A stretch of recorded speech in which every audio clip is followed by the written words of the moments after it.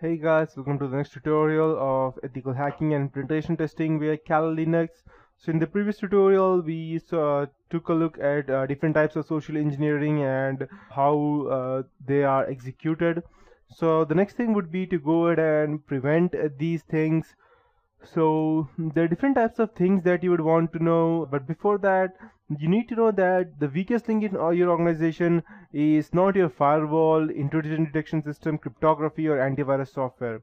You are the weakest link in your computer security. People are mostly vulnerable more than the computers, and that's a famous dialogue said by the Kevin Mitnick.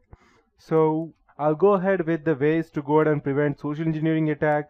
The first and the most important would be the training, that is user awareness.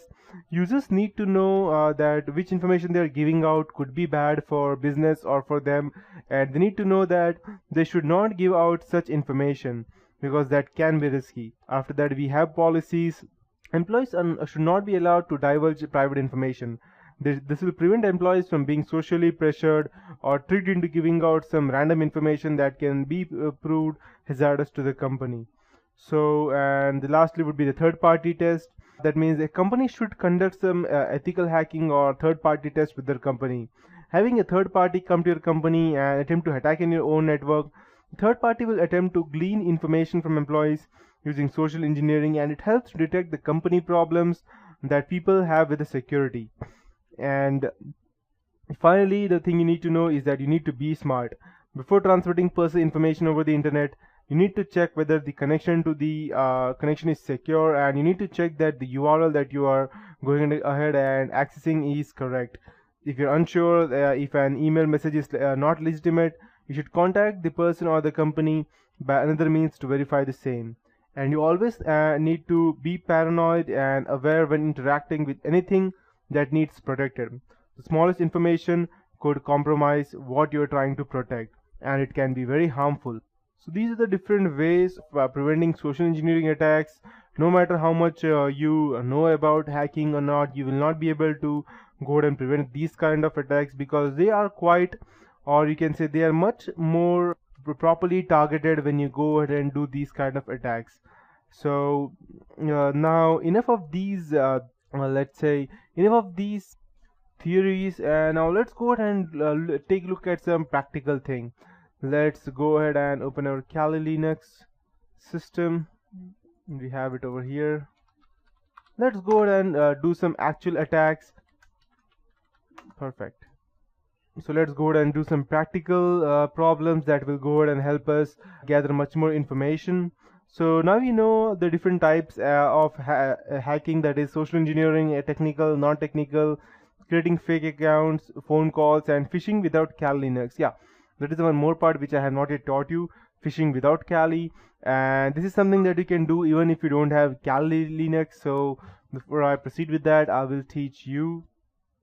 So just in case if you don't have any of this, for if you're trying to go ahead and gain access to some random system, let's say for example the Gmail ID of any specific person, and you don't have Kali Linux with you at that point of time, then what you could do is that you just need to have a computer with the internet connection, and you could simply go ahead and do this simple thing as well.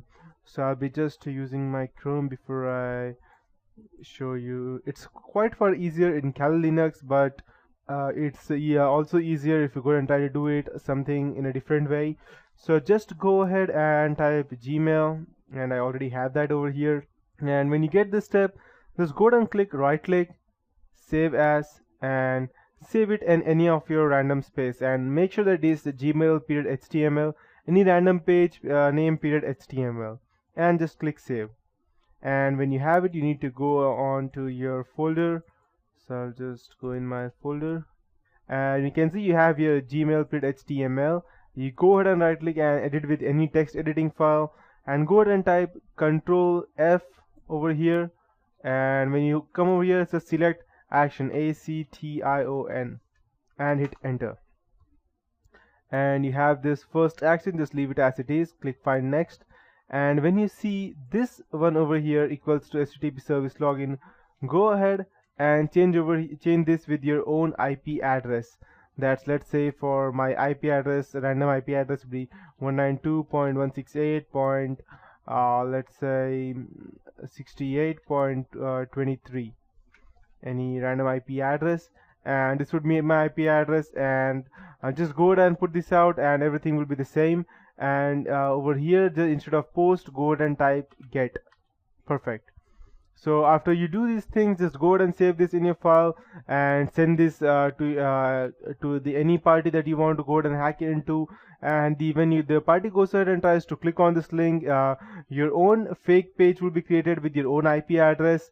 Or if you don't have an IP address, the better other better part would be, instead of IP address, you can go ahead and create random domain. Let me check if my net is still on. So I'll just go ahead and create a random domain. Okay, but I believe my net is down. If you let me check. So never mind. So if you can just go ahead and create a random domain for, let's say, if for Gmail you can type ggmail.com, or any random which is name which is almost similar to Gmail. And you can go ahead and check it over here as well. My net is not working, else I would have showed you over here as well. So these are different ways as to how you can go ahead and create fake offline Facebook accounts or Gmail accounts, that if you want to go ahead and gather anyone else's information, you can straight away go ahead and do that.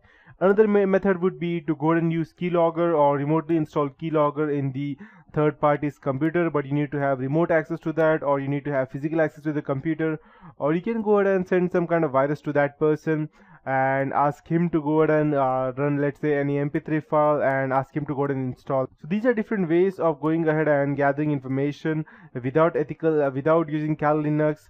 So that is one thing. But now in this tutorial I'll be teaching you more about going ahead and gathering information using Kali Linux. So that would be it for this tutorial. In the next tutorial I'll be starting with the main point as to how we can go ahead and gather information and different types of social engineering attacks through Kali Linux.